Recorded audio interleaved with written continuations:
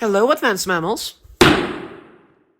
The story you're about to hear is based on a real interaction. So pay attention, because I'm only telling it with a girl's voice once. For those who are not in the know, I am currently in Mexico. And this is not what Mexico looks like.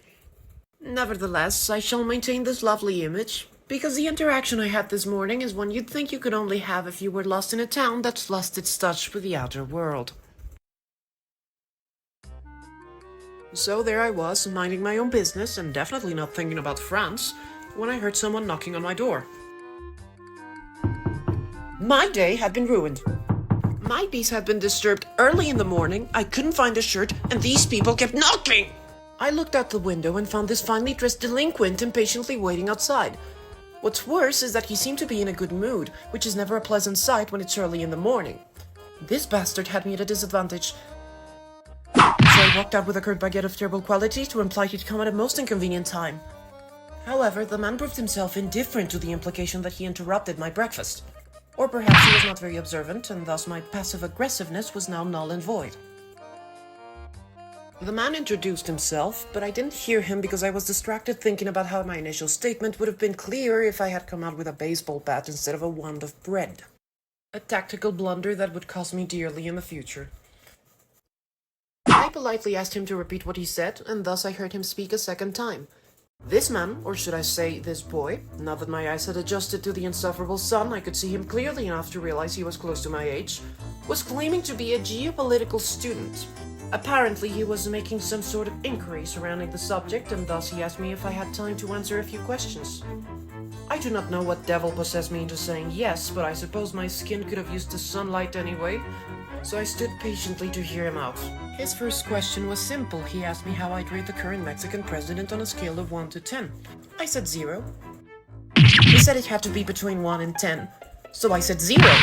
How could I rate anything above that an old man who's 5'7", can't stand straight, speaks slower than a Slav, and is kind of fat? The boy gave up and asked me his second question. How would I rate the local governor? Feeling generous, I gave him a 7. However, I failed to understand what this had to do with geopolitics. My bullshit sense was tingling, so with a solid baguette on my left hand, I gave myself the liberty of questioning the interrogator.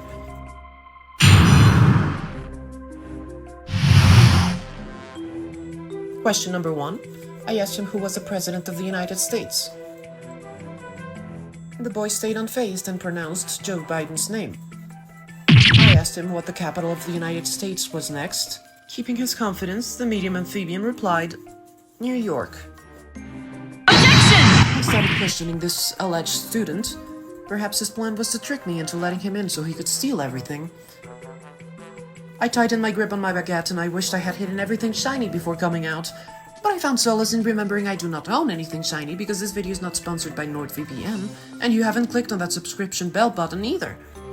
The lad didn't show an inch of doubt in his reply, so I thought I'd encourage a slight drop of confidence by asking him what Washington, D.C. was. His reply was swift and dry. Washington, D.C. is another country. I couldn't believe my ears. I just thought I had to run into another question to escape the pain from the answer. What is the capital of France? The boy took a second to reply, which is a second longer than it should take. Though I must concede that my baguette was a probable distraction. Just when I thought he was on the brink of telling me that the capital of France was a bakery, he delivered his answer. Paris. He said, one good answer at last. I was quite happy. When I knew my country still had enough significance for people who thought Washington, D.C. was a country to know what the capital of France was, I felt the embrace of a second sun in the colors of liberty, equality, and fraternity, restoring a piece of my faith in humanity. The boy then apologized to me and said, Wait, no, France doesn't have a capital. France is the capital of Paris. I closed the door. I don't know whether this person was genuinely studying geopolitics or not. As I said, it was just a boy in his early 20s.